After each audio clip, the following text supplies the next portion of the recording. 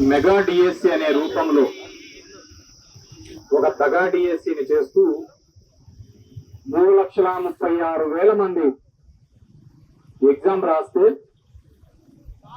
దానిలో అవకతవకలు చేస్తూ ఒక చిన్న ఎగ్జామ్ ని కండక్ట్ చేసుకోలేకపోతున్నారు. అవకతవకలు చేస్తూ అంగడి పెట్టి ఉపాధ్యాయ పోస్టులన్నీ అమ్ముకున్నారు ఈ ప్రభుత్వం. వాటికి నిరసనగా 4 రోజుల పాటు రిలే నిరాహార దీక్షలు 10వ తేదీన ధర్మవరంలో ర్యాలీ నిర్వహించబడింది. ఇప్పటికే పలుమార్లు ఉద్యమ రూపంలో జిల్లా కేంద్రాలలో చేయడం జరిగింది. కలెక్టర్లుగా వినతి పత్రం కూడా ఇప్పించే కార్యక్రమం చేయడం జరిగింది.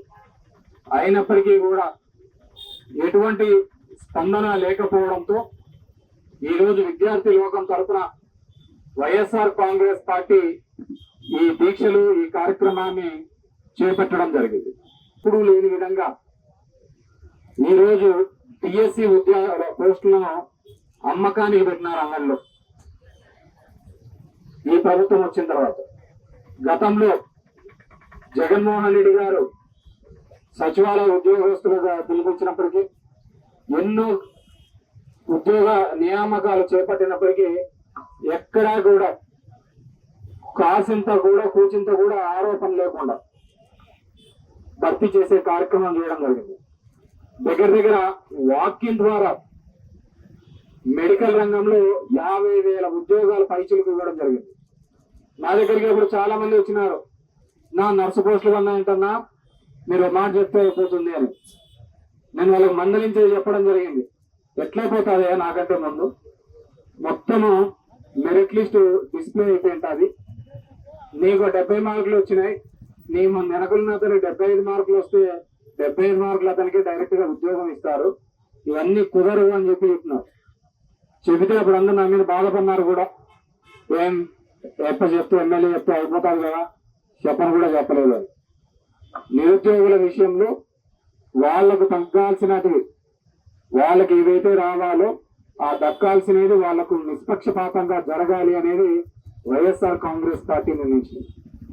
అందుకే మెడికల్ రంగంలో 50,000 ఉద్యోగాలు ఇచ్చినా కానీ ఎక్కడే కానీ ఈ విధంగా అమ్ముకున్నారనేది ఎక్కడే కానీ రాలేదు. ఈ రోజు చూస్తే ఏ విధంగా వాటిని అమ్ముకున్నారో మనం అర్థమైపోతుంది. నెంబర్ 1 ర్యాంక్ వచ్చిన నవీన్ అనే స్టూడెంట్ కి రాలే, నెంబర్ 1 ర్యాంక్ వచ్చిన స్టూడెంట్ కి రాలే ఉద్యోగం. ఆ ఉద్యోగం ఎక్కడ పోయిందో తెలియదు. తీరా అది కోర్టుకు పోయి కోర్టు నుంచి ఆర్డర్ వచ్చేంత వరకు మనకు తెలియలే. మొత్తం ఇవన్నీ కూడా ఒక అవుట్ సోర్సింగ్ ఉద్యోగికి ఇచ్చినారు. జీవో నెంబర్ 4 అని 47 అని 2 జీవోలు తీసుకొని వచ్చినాడు. 2% రిజర్వేషన్ ఉండేది, దాన్ని 3% చేసినాడు స్పోర్ట్స్ కోటాలో. అన్ని పెట్టినాడు దాంట్లోకి, పేకాట పెట్టినాడు, అన్ని ఆటలు పెట్టినాడు దాంట్లోకి. ఇచ్చే సర్టిఫికేట్ వాళ్ళ ఎమ్మెల్యేలు అయిపోయారు, వాళ్ళ ఎంపీలు అయిపోయారు. వాడు కూనా రవికుమారు జూడోకి, భరత్కు సాఫ్ట్ బాల్, వీళ్ళు 70 దాకా సర్టిఫికేట్లు ఇచ్చినారు. అలా వివిధ రూపాల్లో సర్టిఫికేట్లు ఇచ్చినారు. ఎక్కడున్నా మెరిట్ లిస్ట్ ఉన్నాయా అంటే ఎక్కడా మెరిట్ లిస్ట్ అంటే మనం ఒక కొత్త పెన్షన్ ఇవ్వాలన్నా, మనం అమ్మఒడి ఇవ్వాలన్నా, ఇంకే పథకం ఇవ్వాలన్నా, నేస్తం ఇవ్వాలన్నా, ఇంకే పథకం ఇవ్వాలన్నా కానీ నోటీస్ బోర్డు సచివాలయాల్లో అంటించేవాళ్ళం. అంటించిపోయి చూసుకోకుండా మీరు అర్హత ఉందా లేదా, కాకపోతే 30 రోజుల్లో ఇస్తాము అని చెప్పి. కానీ వీళ్ళు ఆ పని ఏం చేయలే. ఆ 30 రోజులు ఇచ్చే కాలం పోయింది, అనౌన్స్మెంట్ లేదు. నేను ఆర్టీఐ ద్వారా అడుగుదామంటే ఎంఈఓ దగ్గర పోతే సార్ లిస్ట్ ఏమన్నా ఉందంటే లిస్ట్ లేదంటున్నాడు. అయిపో అమ్మఒడి ఎంత వచ్చిందో అడుగుదామని లిస్ట్ అడిగితే ఎంఈఓలు ఆర్టీఐలు అడిగితే ఆర్టీఐలు ఎలా కాదు క్వశ్చన్ రూపంలో అడుగుతున్నారు, ఎట్లా కాదు అడగాల్సిందే, నువ్వు రాసి నేను ఎట్లా అడగలేదు, మాకు లిస్ట్ కావాలా చాలు అని చెప్పి. ఎందుకంటే అంత దగా చేస్తున్నారు ఈ ప్రభుత్వం. ప్రతి దాంట్లోనూ కూడా అంగడి వ్యాపారం చూస్తుంటారు. 3-4 రోజులుగా నేతలు వ్యాపారాలు ఎట్లా నడుస్తున్నాయి ఊళ్ళో. ప్రతిదీ వ్యాపారం చేసి పెట్టినారు. అంత ఇబ్బందికరమైన పరిస్థితులలో మళ్ళీ జీవోలలో రిక్రూట్ చేసినారు. మళ్ళీ జీవో నెంబర్ 56 తీసుకొచ్చినారు. ఏందా 56? అంతకుముందు ఇచ్చిన జీవోలన్నీ రద్దు. ఆ విధంగా ఖచ్చితంగా దగా చేసినారు. మనం చూసాం. ఇలాగే నీట్ పేపర్ లీక్ అనే ఒక అంశం తీసుకొని వచ్చి చూస్తే కేంద్రంలో విద్యాశాఖ మంత్రి రాజీనామా చేయాల్సిన పరిస్థితి వచ్చింది. ఎవరు అనుకోలే 4 నెలల వరకు నన్నేం తీస్తారులే అనుకున్నాడు ఆ మంత్రి కూడా. 4 నెలల తర్వాత బొద్దింకులు వచ్చి వీగినాయి అతన్ని. బొద్దింకులు బయటకు వేసినాయి అతన్ని. కాబట్టి ఏది శాశ్వతం కాదు. లోకేష్ గారు ఒకటి ఆలోచించుకోండి. నీకు చాలా దేశాలు తిరిగే పని ఉంది. చాలా దేశాలు తిరుగుతున్నా. తెచ్చినవి తక్కువ, ఆర్పాటం ఎక్కువ. విద్యాశాఖ అతి క్లిష్టమైన శాఖ. నువ్వు ఉపాధ్యాయుల్ని సంతృప్తిపరచలేకపోతున్నావు, విద్యార్థుల్ని సంతృప్తిపరచలేకపోతున్నావు, సరిగ్గా ఎగ్జామ్స్ కండక్ట్ చేయలేకపోతున్నావు. ఎందుకయ్యా నీకు ఆ శాఖ? ఏమన్నంటే పవన్ అందగాడు అంటాడు. మీ ఉద్యోగం మీ పవన్ అందగాడు, నువ్వు అందగాడు. పవన్ చూస్తే చంద్రబాబు సోమబాబు లాగుంటాడు అని ఆయన అంటాడు. ఇవన్నీ చూసారు కదా. మా సాంబి గారు ఊరుకునే ఉంటాడు టీవీ5లో. వాడు చెప్తాడు ఈడే పిల్లకోరు మాకు బ్యాటింగ్, మహిళా క్రికెటర్ల కథ విధంగా కోచింగ్, అందుకే వరల్డ్ కప్ కొట్టినాడని. ఆ చిరుకలు అంతా ఇంత కాదు. వాళ్ళది అరణ్య రోజున పాపం టీవీలలో చూస్తా అంటే రోజు. ఎందుకంటే డబ్బు కొట్టలేక పాపం లోకేష్ చెప్తున్నావు వీళ్ళని నమ్ముకుంటే పోతావు నువ్వు. ఈ టీవీలో సాంబిని వీళ్ళని నమ్ముకున్నావుగా, వీళ్ళు డోలు కొట్టేది నిజం అనుకున్నాము, నీకు మించడం లేడు అనుకుంటే ముంచిపెట్టారు. నిన్న చూస్తున్నాం చంద్రబాబు నాయుడు గారు శ్వేతపత్రం రిలీజ్ చేసినాను. నేను అన్ని చేసి పడేసినాను.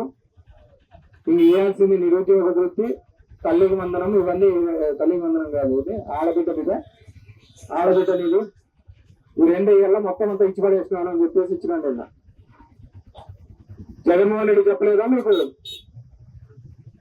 జగన్మోహన్ రెడ్డి ఎలక్షన్ల ముందు చెప్పినారా లేదా? నేను ఇప్పుడున్న పథకాలు కొనసాగించడానికి నాకు సంవత్సరానికి 75,000 కోట్ల రూపాయలు అవుతుంది.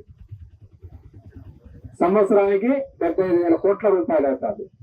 నువ్వు చెప్పిన పథకాలు ఇవ్వాలి అంటే 1,50,000 కోట్ల రూపాయలు అవుతుంది అని చెప్పడం లేదు.